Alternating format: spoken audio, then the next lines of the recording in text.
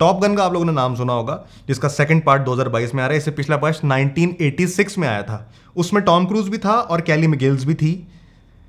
Tom cruise एक ऐसा asset बना जो ओवर द टाइम एप्रिशिएट हुआ, और कैली मिगेल्स एक ऐसी एसेट बनी जो उस वक्त ऐसी दिखती थी और अब ऐसी दिखती है। वो एक ऐसी एसेट बनी जो विद टाइम डेप्रिशिएट हुई। हमें क्या हाल है, मेरा नाम है लिजर और आप देख रहे हैं मेरा ज़रनामा। बड़ा अच्छा हो रहा है कि हमारी बिजनेस स्टाइल की वीडियोस जो हैं वो लोगों को फ़ायदा पहुंचा रही हैं। हमने एक कम्युनिटी भी बनाई है टेलीग्राम पे, नीचे उसका लिंक दिया हुआ है, उसको ज्वाइन कर लें। वहाँ पे हम बहुत बिजनेस की बातें कर रहे हैं बाकायदा तौर पर। खैर उसके बारे में बाद में बात करते हैं। आज की वीडियो एक क्विक वीडियो होगी जिसका मकसद होगा आपको बताना कि, जिसका एजेंडा ये होगा बेसिकली कि आपकी मनी में और आपकी वेल्थ में क्या फ़र्क होता है। दोनों अलग अलग चीज़ें, लोग इसको आमतौर पर सिनोनिमसली यूज़ करते हैं, समझते हैं अकाउंट में पैसा है तो हम बहुत वेल्दी हैं। That is not true. फिर हम आज की वीडियो में समझेंगे कि एसेट और लायबिलिटी में क्या फ़र्क होता है, एक क्यों एसेट बनाने होते हैं और किस किस्म के एसेट बनाने होते हैं, और क्यों लायबिलिटीज़ नहीं एक्वायर करनी होती। और तीसरी चीज़ आज हम ये सीखेंगे कि टाइम वैल्यू ऑफ मनी क्या होता है। लोग कमेटियाँ डाल के समझते हैं कि हमारे पास लम सम पैसे आएंगे, लेकिन वो टाइम वैल्यू ऑफ मनी को नहीं समझते। तो ये तीन हमारे इस वीडियो के एजेंडम्स हैं। तो शुरू करते हैं। सबसे पहले तो ये समझना ज़रूरी है कि मनी और वेल्थ में क्या फ़र्क होती है। आपके पास पैसे होने का ये मतलब नहीं है कि आपके पास दौलत है। बहुत सारे लोग ये बेवकूफ़ी करते हैं कि बैंक अकाउंट में पैसे हों तो वो अपने आप को दौलतमंद समझते हैं या मालदार समझते हैं, जबकि असल में वो दागदार होते हैं। Money and wealth are entirely different things. इस बात को सबसे पहले समझना है। Money is just the medium of exchange used in transactions. आपने एक चीज ली, उसके एवज जो चीज आपको देनी पड़ेगी वो मनी है, and money is what money does. Bitcoin भी मनी है, किसी जमाने में गोल्ड भी मनी होता था। अब खैर ये जो पेपर की करेंसी हमारे पास है इसको हम मनी कहते हैं, तो हम इसको मनी समझ लेते हैं।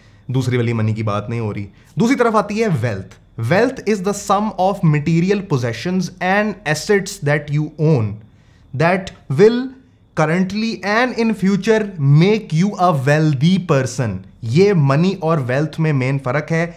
हम में से अक्सर लोग पैसा कमाने के पीछे अपना अक्सर टाइम गुजारते रहते हैं, इस बात को समझे बगैर कि हमने अपनी मनी को वेल्थ में कन्वर्ट करना होता है। सो बेसिकली जो आपकी मनी है वो आपकी नेट वर्थ नहीं बनाती, आपकी वेल्थ आपकी नेट वर्थ बनाती है। और आपकी net worth is actual product जो हमने करना होता है। तो इस बात को सबसे पहले जहन में बिठा लें कि हमने जो बनाना है वो वेल्थ और नेट वर्थ बनानी है, ना कि मनी बनानी है। इससे अगली बात कि मनी का मनी रहना, यानी कि करेंसी का करेंसी फॉर्म में रहना, एक ऐसी किताब की तरह है जिसको आपने पानी या मॉइस्चर में रख दिया और उसको वक्त के साथ साथ फंगस ने खा जाना है। मैक्सिमम लोग बैंक अकाउंट में अपने पैसे देख के बहुत खुश होते हैं, और मैं भी खुश होता था। मैं अपनी मिसाल देता हूँ। मेरे दादाजी जब बापडा से रिटायर हुए, उन्होंने अपना रिटायरमेंट का वो जो अच्छा खासा फंड मिलता है वो कौमी बचत में रख दिया, 10 साल के लिए फिक्स करा दिया। उस पर उनको लपन लपोड़ा थोड़ा बहुत मुआवजा आता था और वो समझते थे कि वो बहुत दौलतमंद इंसान हैं। जब उनका वो टाइम ख़त्म हुआ तो उनको पता चला कि भैया मैं तो दौलतमंद नहीं बन सका। और यही बेवकूफ़ी बैंक्स भी आपके साथ खेलते हैं। जब आप फिक्स डिपॉजिट करवाते हैं या आप इस तरह की कोई चीज़ रखते हैं कि मेरे जो ये पैसे हैं ना, ये मैंने फलानी बेटी की शादी के लिए रखे हुए हैं, तो ये तो मेरे हो गए साइड पे। भाई इस बात को समझें कि अगर अभी आप दमपुख्त या पीसी वाली शादी प्लान कर रहे हैं 20 लाख रुपए में, तो वो जब ड्यूरेशन ख़त्म होगी तब वो पैसा उतनी वर्थ का नहीं रहेगा, क्योंकि उसको खाने वाली दीमक आपकी इन्फ्लेशन और आपकी डेप्रिशिएटिंग करेंसी आपको जीने नहीं देगी। तो इस बात को समझें कि a dollar worth 1 today is not a dollar 1 worth tomorrow. ये है डेप्रिशिएटिंग वैल्यू ऑफ मनी। इसको समझने के लिए आज चलते हैं माइक्रोसॉफ्ट एक्सेल। अब देखें एक आम आदमी और आपकी सोच में क्या फ़र्क होना चाहिए एज अ बिजनेस माइंडसेट। एक आम आदमी जब बैंक में 1 मिलियन रुपीज़ रखेगा तो उसको इसके एवज कुछ थोड़ा बहुत मुआवजा आएगा, आई थिंक 2 या 3%। ईयर 2 में भी उसके पास ये पैसे होंगे, ईयर 3 में भी उसके पास ये पैसे होंगे, ईयर 4 में भी और ईयर 5 में भी। उसको लगेगा कि उसके पैसे सिक्योर हैं, जबकि वो अपनी एक्सप्लॉयटेशन करवा रहा होगा विया द बैंक। ये एक पिक्चर है जिस तरह आम आदमी सोचता है, लेकिन मैं आपको इस तरह ट्रेन करना चाहता हूं कि आप सोचें वॉरेन बुफे से ऊपर, और ये रिच अंकलों को हटा के अपनी गर्लफ्रेंड से शादी कर सकें प्रॉपर एज में। इस बात को समझने की कोशिश करें। जब उस इंसान ने अगर आज के दिन में यूएसडी के इस रेट के हिसाब से बैंक में $5,400 जमा करवाए थे, और डॉलर अगर 7.5% की शरह से बढ़ रहा है, जो कि एवरेज इंक्रीमेंट है डॉलर के रेट में, तो ईयर 2 में उसने $400 लूज किए होंगे। पीकेआर में उसके पास उतने ही पैसे होंगे, लेकिन उसने यूएसडी, जो कि आपकी एक्चुअल नेटवर्थ मेजर करने का तरीका है, अपनी नेटवर्थ को डॉलर में मेजर करना है, उसने $400 लूज किए होंगे। अब मजे की बात पता है क्या है? मजे की बात खाने वाली क्या है कि परसेंटेज जब भी अप्लाई होती है एप्रिसिएशन पे या डेप्रिसिएशन पे, वो कंपाउंड होती है। यानी कि अगर आज 100 का 10% इंक्रीमेंट है तो कल 110% का है, क्योंकि परसेंटेज लगती है प्रीवियस अमाउंट पे। तो वो आदमी जिसने वो पैसे बेसिकली, उसको लग रहा है कि 10 लाख रुपए हैं, लेकिन वो हो रहे हैं $5,000, फिर हो रहे हैं 4,600, फिर हो रहे हैं, तो इस आदमी ने बेसिकली 10 लाख रुपया अपना रिटेन नहीं किया, उस बंदे ने अपना $1,400 लूज किया है। और ये है टाइम वैल्यू ऑफ मनी, कि जब आप मनी को मनी रहने देते हैं तो टाइम वैल्यू ऑफ मनी के हिसाब से आप घाटे का सौदा करते हैं, और इसका फायदा उठाता है बैंक, और इसका फायदा उठाती है इंश्योरेंस, और इसका फायदा उठाती है बाकी सारी चीजें। So what you are trying to do, you are basically getting played by the institutions. तो आपने इस बात को ध्यान में रखना है कि आप अभी, ये सिर्फ यूएसडी का रेट है जो आपकी नेटवर्थ है, इसमें डेप्रिसिएशन भी है, इसमें इन्फ्लेशन भी है, इसमें और बड़ी चीजें हैं, वो सब कुछ कर करके आपका जो 10 लाख है, कंज्यूमर प्राइस इंडेक्स ऊपर जा रही होती है। एक तो बाइंग पावर कम हो रही है, दूसरा करेंसी डेप्रिशिएट हो रही होती है। तो इस बात को ध्यान में रखना है कि time value of money, $1 worth one today is not $1 worth tomorrow. ये है दूसरा lesson. Time value of money की अगर आपको समझ में आ गई है, वैसे मैं सारे लिंक्स नीचे डिस्क्रिप्शन में दे दूंगा, अगर टाइम वैल्यू ऑफ मनी की आपको समझ आ गई है, तो उसके बाद समझने की जरूरी चीज है एसेट और लायबिलिटी में फर्क पैदा करने की एबिलिटी होना। जो हमारा टेलीग्राम का ग्रुप है, उसमें लोगों को असाइनमेंट दी कि आप रिच डैड पुअर डैड की समरी सुनकर मेरे पास आएँ। जब वो समरी सुनकर आए, उन्होंने अपनी चीज़ें पुट की कि हमने ये सीखा। उसके बाद हमने एक लेक्चर कंडक्ट किया, और उस लेक्चर में मैंने द बिग शॉर्ट, जो कि प्रॉपर्टी में इनकमिंग है पाकिस्तान के हिसाब से जो आ रहा है, बिग शॉर्ट मूवी का पूरा टेक डाउन करके हमने 80 मिनट का लेक्चर किया, उसमें उनको समझाया। सो एसेट और लायबिलिटी को आसान भाषा में समझने का मतलब है कि एसेट वो खर्चा है विच puts money in your pocket, और लायबिलिटी वो खर्चा है, यानी कि वो बिल है जो आपकी जेब से पैसा निकाले। यानी कि गाड़ी लेना एक लायबिलिटी है, क्योंकि उसमें आपके पैसे जाते हैं और फिर वो पेट्रोल भी खाती रहती है। और एक अमीर आदमी बनने की पाथ पे जाने के लिए आपको एसेट्स एक्वायर करने होते हैं और लायबिलिटीज को कम से कम रखना होता है, क्योंकि assets plus liabilities equal to equity. आप इक्विटी को ऊपर लेकर जाना चाहते हैं तो लायबिलिटीज को कम करने का है, एसेट को बढ़ाने का है, because liability is a negative value. खैर ये डिटेल की बातें आपको बाद में बताऊंगा, but this is the crux of it. So आपने अपनी जिंदगी में एसेट्स एक्वायर करने होते हैं, ये बात तो बड़ी नॉर्मल है और हर बंदे को पता है, लेकिन the problem is we fail to understand what is an asset and what is a liability.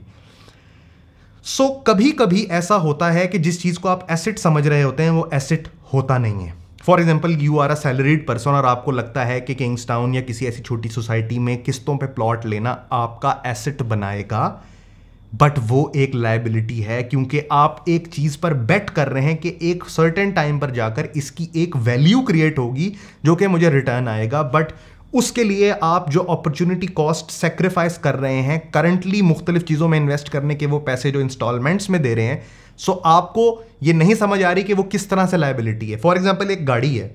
अब लोग पता क्या करते हैं, जब सिटी 15 लाख रुपए की थी सिटी, तो लोग कहते थे कि यार देखो हमने सिटी ली है, 5 साल बाद पाकिस्तान में तो डेप्रिशिएटिंग एसेट है ही नहीं, तो 5 साल बाद ये बिकेगी भी तो 20 लाख रुपए की।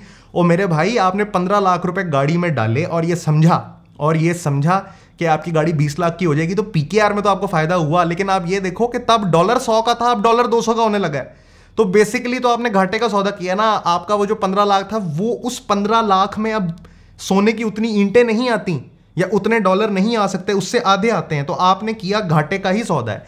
तो एसेट और लायबिलिटी, सो आपका आप आम आदमी, आपको बिजनेस की समझ नहीं आती, आपने इस बात को समझना है कि एसेट और लायबिलिटी में क्या फर्क होता है।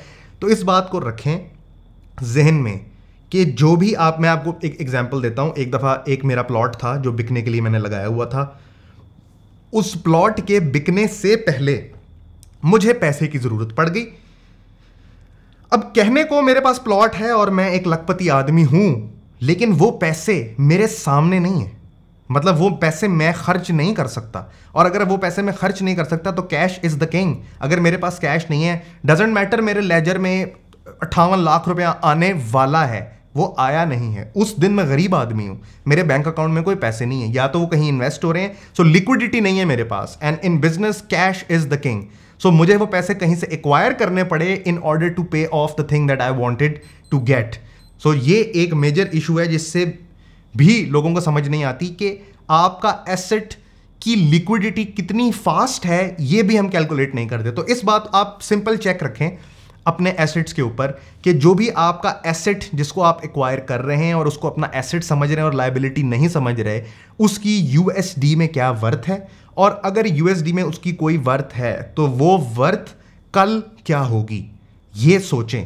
आप ये सोचेंगे तो आप अपनी नेट वर्थ में कैलकुलेशन करेंगे। बेसिकली आपने जो भी फॉर्मूला अपनी इनकम पे सेविंग्स अकाउंट के लिए लगाया हुआ है कि ये पैसे मेरी सेविंग्स में जा रहे हैं, उस पैसे को बजाय के पीकेआर में रखने के आप यूएसडी में कन्वर्ट कर दें या क्रिप्टो में डाल दें या उससे कोई छोटा मोटा बिजनेस कर लें, लेकिन पीकेआर को पीकेआर मत रहने दें। आप एक सर्कुलर डेट से भरी हुई आईएमएफ की सैंक्शंस में जकड़ी हुई इकोनॉमी है, और जितनी देर आप अपने पीकेआर को पीकेआर रहने देंगे वो आपके पीकेएल लगवाता रहेगा। तो अगर इस पूरे सेशन की मैं छोटी सी समरी कर दूं तो बात ये निकलेगी कि सबसे पहली बात है कि आपकी मनी और आपकी वेल्थ दोनों अलग अलग चीजें हैं। मनी को वेल्थ में कन्वर्ट करके अपनी नेट वर्थ बनानी है यूएसडीज में।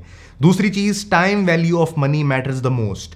आपके वो पैसे जो आज 10 लाख हैं, कल उस 10 लाख रुपए की उतनी सोने की ईंटें क्योंकि नहीं आएंगी, तो वो 10 लाख की वर्थ 8 लाख रुपए रह जाएगी। इसीलिए a dollar worth one today is not $1 worth tomorrow, which is why you need to do something that will increase your underlying asset passively, जिसमें आपको एक्टिव एफर्ट भी ना करना पड़े। और तीसरी चीज ये है कि जो भी आप एसेट एक्वायर कर रहे हैं उसकी यूएसडी में वर्थ देख लें कि कल को क्या होगी, क्योंकि USD is the metric of your net worth. ये था आज का सेशन जो मुझे लगा था कि आपको बताना बड़ा जरूरी है। जब मैं जूम सेशन कर रहा था तो उसमें किसी बंदे ने मुझे पूछा कि भाईजान ब्रेक इवन क्या होता है। मुझे बड़ा अफसोस हुआ कि उसको ब्रेक इवन का नहीं पता। खैर है, बिजनेस बैकग्राउंड का वो नहीं होगा, आई कैन टोटली अंडरस्टैंड, जिसके नतीजे में मैंने एक कोर्स बनाया है जो कि मैं अपने टेलीग्राम के ग्रुप्स को पेड करके, यानी कि एक प्राइवेट ग्रुप बनेगा फेसबुक पे, वहां पे लोग पे करके आएंगे, क्योंकि जब तक आपसे पैसे ना लो आप बात को सीरियस नहीं लेते। एक कोर्स आउटलाइन है जो कि आपको यहां नजर आ रही होगी, यहां नजर आ रही होगी। कोर्स आउटलाइन को वीडियो स्टॉप करके आराम से देख लें। अगर कोर्स पसंद आता है, हमारे बिजनेस क्लासेस का एक टेलीग्राम ग्रुप बना हुआ है जहां पे हम बिजनेस डिस्कशन करते हैं। मैं भी वहां वॉइस नोट भेजता रहता हूं, हर वक्त कोई ना कोई डिस्कशन चल रही होती है। हम तकरीबन 300 मेंबर्स ऑलरेडी हो चुके हैं। जो ही एक क्रिटिकल पॉइंट हिट होगा मैं कोर्स स्टार्ट कर दूंगा। कोर्स 6 वीक्स के लिए चलेगा और इस तरह के कोर्स फिर आते रहेंगे। बेसिकली मैंने सोचा ये एंटरप्रेन्योरशिप मैंने की है कि मैंने लम्स में 40 लाख दे के डिग्री से जो सीखा है वो मैं आपको सस्ते दामों 2 या 3 गोल्ड लीफ की डब्बी जितने पैसे लेके वो सिखाऊंगा। लोग बढ़ते रहेंगे, एक दूसरे को सिखाएंगे, कम्युनिटी ग्रो करेगी। टेलीग्राम का लिंक नीचे दिया हुआ है, इंस्टाग्राम का लिंक नीचे दिया हुआ है। अगर आपको मुझसे डायरेक्टली कोई बात करनी है आप इंस्टाग्राम पे आ सकते हैं। मैंने कोई पेट्रियन वगैरह नहीं बनाया हुआ, this is how I am gonna do it. और जिस दिन हमारे पेड ग्रुप के 500 मेंबर्स हो जाएंगे, मैं घर से जाना छोड़ दूंगा और सिर्फ आपको बैठ के कंसल्ट किया करूंगा। उम्मीद करता हूं आपको वीडियो पसंद आई होगी। अगर वीडियो पसंद आई है तो सब्सक्राइब कर दें और वीडियो शेयर कर दो, आपकी मर्जी है वैसे, लेकिन कमेंट जरूर करें ताकि मुझे फीडबैक मिले। टेलीग्राम को ज्वाइन करते हैं, मिलते हैं अगली वीडियो में। This is your boy AG, over and out.